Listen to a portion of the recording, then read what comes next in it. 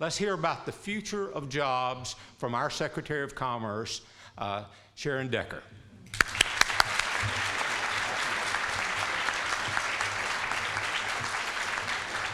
Good morning.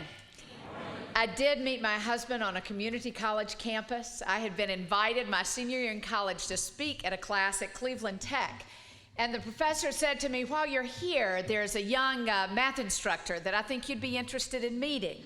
He's a confirmed bachelor. I know you've got this idea about a long-term career, but I think you'll be good friends. And I fell in love immediately. And a year later, we were married, and that was 34 years ago. So, 2 of my 4 children have attended community colleges in this great state, and I think a 4th one is going to be doing that next year. And we just know the value of community colleges in this great state. So I never pass up an opportunity to be on one of our campuses, simply to be here to encourage you, those of you who are teaching in this college, and those of you who are attending in this college. I just congratulate you and laud you for what you're doing and for your commitment to continued growth and continued education. I'm so proud that you're here. Dr. Scott, thank you for your leadership. Congratulations on 10 years. And we look forward to seeing what the next 25 will do. So what an honor it is to be here. On Saturday night, I had the joy of being a part of what is the beginning celebration of the 50th anniversary of Isothermal Community College, the community college in the community where I live. And so it's a real honor to be here at the closing day and closing morning of your 50-year celebration at Wake Tech. Can you imagine what it was like in 1963? When the doors of this institution were open as the W.W. Holding Industrial Education Center. I can imagine that they felt the same kind of excitement we feel today, knowing that this institution is going to carry us through the next 50 years. I think the folks who founded our community college system in North Carolina were visionaries who understood that education and jobs, education and the economy were synonymous, and that they were so intrinsically linked that you can't have one without the other. In the late 1950s, when the General Assembly approved the funding, they called these industrial education centers. And I look now at what's happened in the 50 years, and I recognize that as much as things have changed, things have remained the same in a lot of ways, that our primary focus is still equipping men and women for jobs and opportunity that allows you to continue to grow and to seize the opportunities in a changing economy. I believe that education is at the centerpiece of North Carolina's success and will be as we move forward. I shared this morning briefly with your faculty, students, that as we're talking with companies that are either looking at expanding in this great state or coming to this state, one of the things we always talk about is our community college system. Because you are often the discerning difference in a company's thinking about North Carolina and these companies choosing North Carolina. Last night, we were at dinner with the governor with a company that is seeking an opportunity to relocate a manufacturing plant in the state and to expand pretty significantly. It's a growing company. They have looked at 77 sites in 7 states over the last 7 weeks, and we're the last stop on this journey. So at the dinner table last night, I'm going through all the reasons North Carolina should have been the only place they came to visit. And I got to the point where I talked about, and I know you know about our community college system and how we're equipping men and women for the jobs that are coming to North Carolina that we want to attract to North Carolina. And the guy stopped me, the CEO of the company, and he said, you don't even have to talk about that. Education block is already checked for North Carolina because you have the best community college system in the country. That's what he said to me.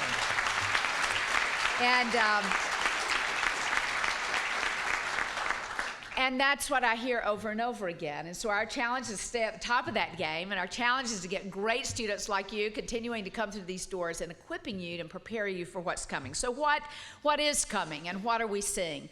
Clearly, there is amazing progress being made in technology in every aspect of the workforce. So when we think about jobs of the future, I would say to focus on technology and the adaptability with technology, and it's continuously evolving.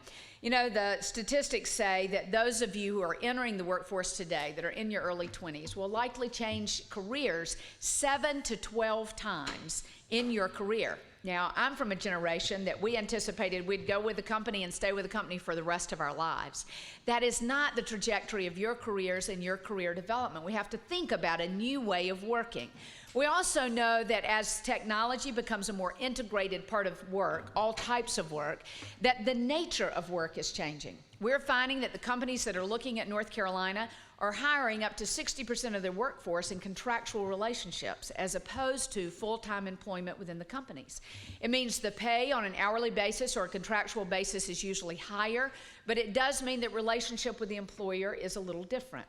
Workplaces are changing. Some of you will be equipped to work in the areas of technology and maybe once a month go into a workplace. You'll be working from homes and coffee shops and all types of locations because the nature of work is changing, and technology is what is changing that. We talk a lot about the film industry and work that we're doing in the state right now. And one of the things that makes that industry attractive to us is that it's attracting a creative class of employee to North Carolina. One of the things that makes it challenging is that most of that work is done contractually. And so you'll see that as you're looking at opportunities, and we've got to think about the nature of work as different. That's not necessarily bad. It's simply different, and we have to adjust to how employment will take place as we move forward. So the areas of technology, data management, analytics are areas where we're seeing significant growth. And then two areas that I want to speak to specifically because they're at the heart of North Carolina's economic recovery. I grew up in Gastonia, North Carolina, in a little community within Gaston County called the Flint Groves community. It was called that because the Flint Mill and the Groves Mill were the cornerstones of my neighborhood. And my world went from the parsonage, where I was the daughter of the Baptist minister, the parsonage, to the Flint Groves School, which was 1st through 12th grades, to the Flint Groves Baptist Church, to the Flint Mill, the Groves Mill, and the Groves Gym, where everybody hung out. That was all there was to do. And our life centered around the textile community. That textile community went away in a lot of ways, and around the dinner table in the 1960s and early 70s, parents were saying to me and to other children, particularly the girls, you can grow up to be anything you want to be, do anything you want to do, but for God's sake, don't come back and what? Work in the mill. That was the dinner time conversation in 1960. My friends in the eastern part of North Carolina, this area and east, said their parents were saying the same thing on the farm. And they were saying, you can grow up and be and do anything you want to do, but as Dad was shaking off his boots at the door, but for God's sake, don't come back and work on the... Well, guess where we need really smart, technically savvy adults today? In advanced manufacturing, in agribusiness, and biotechnology in related fields. And let me tell you why. At the root of North Carolina's economy, we are a manufacturing state. We know how to make things, create things, build things, innovate things. We know how to do that better than most places in the world, and our history vouches for that success. So it's a part of our culture, it's a part of our nature, it's a part of our educational systems, and part of coming out of this very deep recession is the opportunity to embrace what we know best, tied to the technology that has radically changed the advances in manufacturing, and to be the best in the world at it. Right now, we're talking with 27 companies that are suppliers for Walmart stores worldwide that are interested in returning part of their manufacturing processes back to North Carolina. And it's coming back to us very different than it left. It left us as very dirty, automated kinds of processes, hand-driven to a great extent. It's coming back to us as advanced technology, much fewer jobs, but higher position jobs, very technically savvy jobs, important jobs nonetheless, though fewer of them. So we have to recruit more of those companies to bring those processes back to the state. But you're going to see a resurgence of textile manufacturing, non-woven and woven in this state, that will be a huge success for North Carolina. So we need those of you who are in advanced technologies, who understand technology, who understand analytics, understand research and development, and have those technical skills and those types of work arenas. The other area is agriculture. And just think about this. We in North Carolina have at our core the land, the knowledge, the history of agriculture that can be a big answer to the world's food supply. I sat not long ago with the leadership at Syngenta, one of the most important agribusiness industries in the country. And the CEO said to me, Sharon, you know, North Carolina is sitting at the epicenter of the agribusiness, the biotechnology intersection of the world. You've got the legacy and the history of agriculture in the state. You've got the research and development at your universities, placed throughout your state in field offices. You've got the major biotech companies of the world right here, those of us involved directly in food and food development, those involved in the development of medications and all types of medical-related innovation related to agriculture and biotechnology. He said, you're sitting at the epicenter of that, and it's a place that North Carolina can grow exponentially. And you're at the epicenter of it. As you study in the technical sciences, as you become versed in the biotechnology fields, I was thrilled to see the bus out here today where you're talking about biotech careers. There's tremendous opportunity in that connection between biotechnology and agriculture in North Carolina. So I would tell you that those are two areas of particular interest to us in this recovery. I would tell you that big data, data analytics, understanding technology, understanding both the development of technology, the development of software, as well as the maintenance and the ability to work through systems over the long haul and evolve with systems over the long haul are particular areas that we need you. I would also remind you that North Carolina's history and heritage is based on small business development. It's the backbone of our economy. More than 90% of North Carolina's employees are employed in small business. So those of you who have that hunger to develop an idea, I encourage you to pursue it. I encourage you to engage your faculty here to discover the value of those ideas and help you know what the resources are. The small business centers in our community college system are critical to North Carolina's recovery. Some of the folks, particularly in the rural parts of the state, who have lost manufacturing jobs that are not yet back but are coming, are finding their future and opportunity in small business development, and we want to encourage that and do the things that help it. You'll see a lot of promotion in the months to come about a venture fund that we're hoping to develop in North Carolina that would give capital to access to capital for small business ideas. That's a place that many of you will find opportunity. So I think what I want you to hear from me is that there is opportunity in North Carolina. You are finding it, students, in your connection here in this community college. You've come to the right place to begin to maybe redefine your career or to begin a career. You can do all of that here. And many of you will come back here many times. If the statisticians and the futurists are correct, and I think they are, many of us will come back for retraining many times in our career.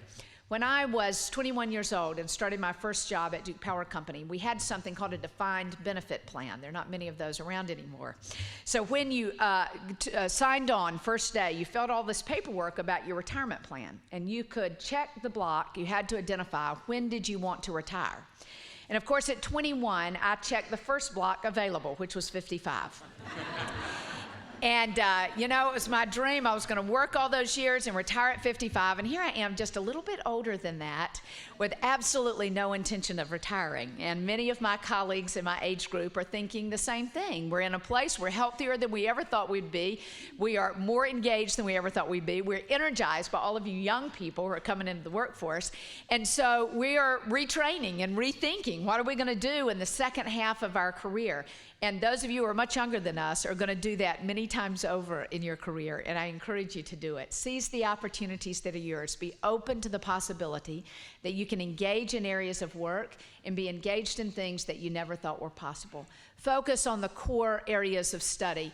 Learn how to communicate, to be able to speak and to write in ways that you can express your ideas. Be focused on math and science education as well. People say to me, do you need the soft skills or the hard skills? And I say, you got to have both. Both are critical to success. I don't care how good a programmer you are or how technically competent you are. If you can't communicate those competencies, you're not in a good place for success. Got to be able to communicate that. So as hard as those classes are, for those of you who are focused on the technical side of things, as much as you would like to avoid the English and you'd like to avoid the communication, let me just assure you that if you can find the place where those skills intersect for you professionally, it will lead to much greater success. So suck it up and go for it. You need those skills and those abilities tied. And for those of you like me who find the math daunting, who think the science is very confusing, Suck it up. Step to the table. Get in those lab courses. Discover it. Be willing to ask questions. It's okay that you don't have an A+ in that particular class, that you got in the areas where you're the best. You need the balance and an understanding of both of those worlds for success moving forward. With that, I'm simply going to stop and say, what are the questions that you have? You can ask anything you want to ask. We are celebrating success in North Carolina today. Already this year, close to 15,000 new jobs, a little over $100 million in new investment in the state.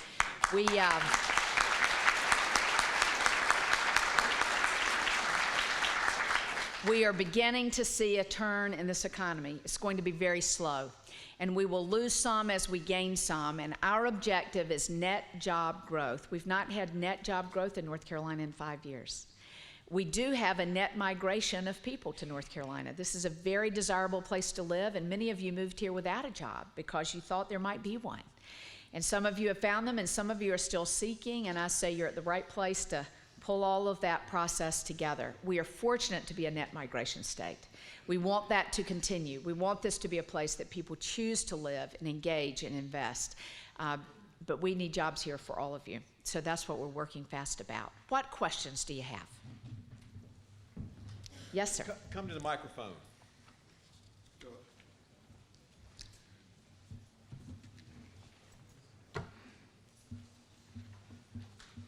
Hello? Oh. Excuse me for being a little bit nervous. It's always nervous being in front of a lot of people. It's a lot of people, that's right. Go for it. I actually have a couple of questions. Okay. What are North Carolina government officials doing about making more job opportunities? Okay. A capitalist market is driven by its workers. Intrinsically, a free market is driven by the workers. The workers help to sell products and earn money to buy more products so companies can hire more workers to sell more products, and the cycle goes on. That's right. How does North Carolina, or America for that matter, expect to compete with European countries whose economies are growing by providing cheaper education, skill-based and not test-based progression, cheaper healthcare, and hiring more workers rather than firing more workers? Okay. Great questions. Thank you. Great questions. I want to try to answer both of those together, okay? Great questions. You're right on the issues that challenge us most. One, at a state level, one of the things we're trying to do to drive job growth is at the policy level, like tax reform. So in this legislative session, we reduced both corporate income tax and personal income tax, both drivers of job development. So if there's more money in the businesses, they can continue to reinvest. We want to continue to see that drive it down. North Carolina had become very uncompetitive among states, particularly in the Southeast, and we've got to correct that. So that's a driver right there. One of the things, another area of focus for us is simply our aggressive recruiting of companies to the state. North Carolina has done a lot of recruiting through the years, but it's not been very targeted. So one of the things that we're doing, particularly in areas where unemployment is very high, is determining what types of businesses are best suited for those areas, and then going to the major companies in the world that have those types of job opportunities and asking them to come look at North Carolina and give us a chance to help them grow their business. The second thing is working with existing business. The most effective thing we can be doing to grow this economy and these jobs is helping those of you, business people who are already invested here, grow what you're already doing. One of the key strategies that we're focused on is helping existing business export what you are already making, providing, and creating. Less than 2% of North Carolina businesses export anything. So you will see after the first of the year a very strong initiative around export. So that grows the opportunity to produce, and we want to help companies grow their capacity through access to capital, so creating job opportunities. Now let's talk about our competition with Europe. And I would tell you that it is worldwide competition that is the most challenging for us. But the tables are shifting just a little bit. As labor costs increase in China, as logistics and transportation costs increase worldwide, for companies that are selling a lot to Americans, we become a very attractive place to relocate that's already offshore. So we're in active conversations with companies that moved business to China and moved businesses to Mexico.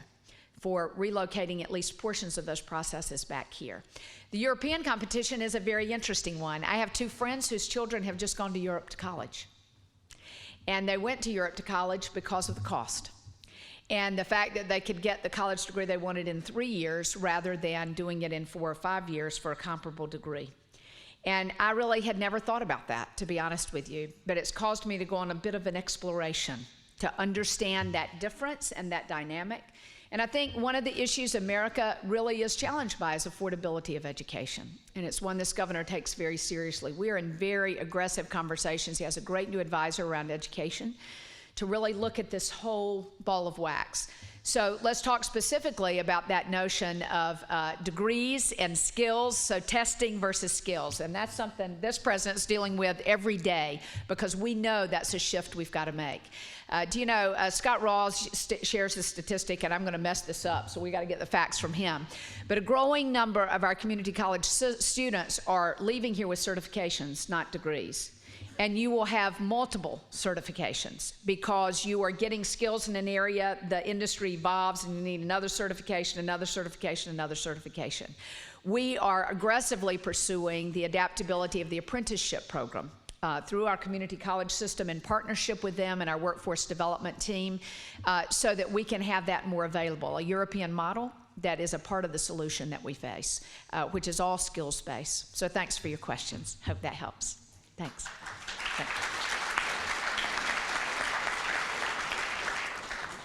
May I ask one more? Sure. Sorry.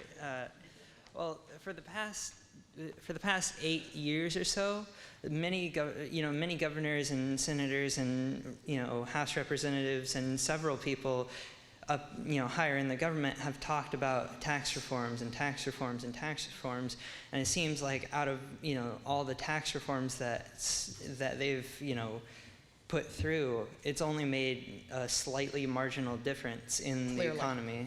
Clearly. So absolutely. And it is a process. I say to folks that we didn't get here overnight. We won't get out of here overnight. It is an incremental shift. And I don't think there are any silver bullets to change the outcomes, but it is a process. And I think there are a lot of pieces that have to be moving continuously. So let's talk some more about that. I'd be happy to engage in conversation after at another time. All right. Sorry. Thanks. No apologies. Thanks for your questions. Yeah. One Hi, more. Welcome to Wake Tech, Secretary Decker. You had touched on soft skills in your presentation, and what do you think is the most pressing employability needs for this state? Pressing employability needs. Based on what our employers are saying, it is technical skills married with the ability to be dependable, the ability to be consistent in employment, the ability to be able to communicate with supervisors and within the workplace, to be able to be a part of working teams. The technical skills married with those abilities, those core abilities of employability are the important thing. We are finding that the opportunity, recently I was in Hickory in the western part of the state, and there were 2 employers there in the furniture manufacturing business who were looking for folks who had technical training, had to be computer literate, had to have the IT experience and background, but who had the craftsmanship skills to work in that particular industry. And they were really challenged to find the folks in entry-level kinds of opportunities like that and supervisory opportunities. And the employer said to me, here's what we find. I find the people who have the craft skills and the IT skills, but they're not dependable. And I find the folks who are dependable but don't have the craft skills. And he said, if our colleges can marry those consistently, there's unlimited opportunity in North Carolina. So I would say there. Obviously, the medical services field is the other. Even despite the challenges our healthcare system faces nationwide, there is a demand for nurses, demand for physician's assistants, and the new, what I call professional healthcare positions that are kind of coming in stages preparing for the doctor, as opposed to the doctor always being the one that sees the patient. So there's opportunity there. Well, thank you for those comments, because employability skills is very important to us, and it's something that we do stress every day. Very important. Thank you. Very important. I would close with telling you that I am the mother of 4 children between the ages of 28 and 17, so they look a lot like those of you in this room. And I say to my kids that you need to study something you can get up every morning and be excited about. I don't really care what that is. It doesn't matter to me. That's not my decision. That's your decision. But I know that you need to get up every day and be excited that you're learning something in a field of study that matters to you. And so that's the first suggestion I'd make to you, something you would enjoy learning about. If you aren't interested in it, it's really tough to be successful in it, I'll tell you that, because you've got to get up and do it every day. And so I say to them, get engaged in something you could get really excited about and that you desire to learn more about. The second thing is give it everything you got. You have talents and abilities and skills that other people in your class don't have, that other people in your workplace don't have. And we live in a culture that whoever you are, the culture is saying to you, whatever you have is not enough. If you're tall, you're not tall enough. If you're thin, you're not thin enough. If you're smart, you're not smart enough. And so we have built a culture where you're always looking over your shoulder at the next person saying, well, if I had that, then I could do this. If I had what she has or he has. And I just say, stop the madness. And recognize that you are uniquely gifted to find success in this world and to well in this world. Our challenge is we need to apply what we have within each of us, as opposed to spending all of our energy thinking about what it is we don't have. So build on what you have. I have a degree in home economics. I started my career as a home economist, demonstrating microwave ovens. Because I did what my daddy said. He said, do something you could enjoy and study, and I loved food, still do. Don't cook a lick these days, but that's why I chose that discipline. And look at what's happened in a career. Simply because I made the decision I would use the resources I have. So here's the closing story. I promised Dan. He's over saying, you got to get out of here, you got to get here. So midway through my career, Bill Lee, who was the chairman of Duke Power Company, had met me in the lunch line one day, and he said, Sharon, if there's anything I can ever do to be of help to you, just let me know. And I took him up on it. Most people would go, well, that's really nice, but I thought, I'm going to do it. And so I made an appointment to go see the CEO, because I had noticed as my career was progressing that all the men I worked for, and in fact, all the men I worked with were engineers. And so I thought, if I'm to be successful here, I need to go back and get an engineering degree. I had a very strong background in the sciences, particularly chemistry and biology, and economics. I had a strong background there. So I could have gone the business route, but I noticed that all my peers, my bosses were engineers, and I thought, I'm going to go back and get an engineering degree. And they'd just really begun the UNCC School of Engineering. And so I learned that I could do that on nights and weekends. So I went to see Mr. Lee. And I said, Mr. Lee, I'm thinking about getting an engineering degree, and I'm wondering if that would be advisable for my career. And he stood up at the end of his table, and he pointed his finger at me. It was crooked, I remember that.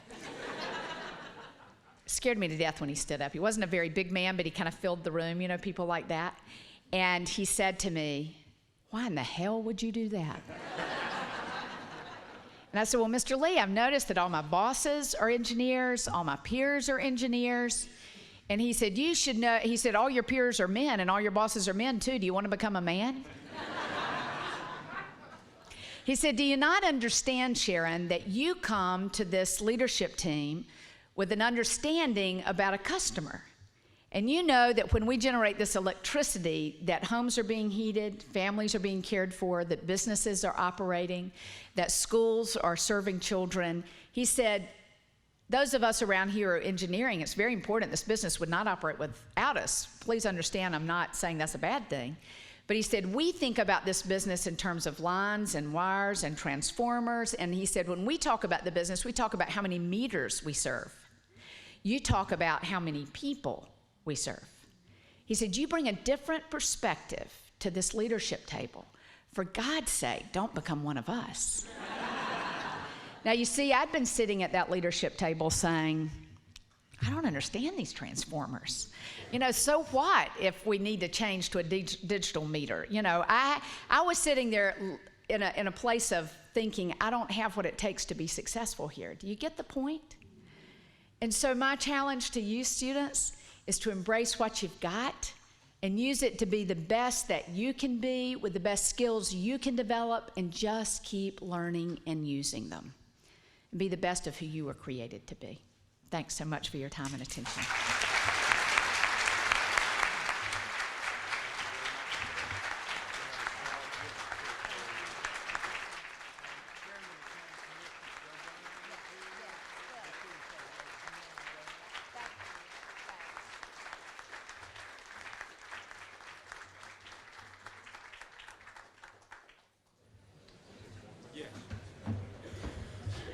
We'll take a few more questions if the students have additional questions about the future of jobs.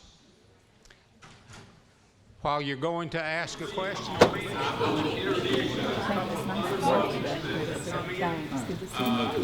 Excellent growth. Absolutely. Nice to see you. Thanks for being here.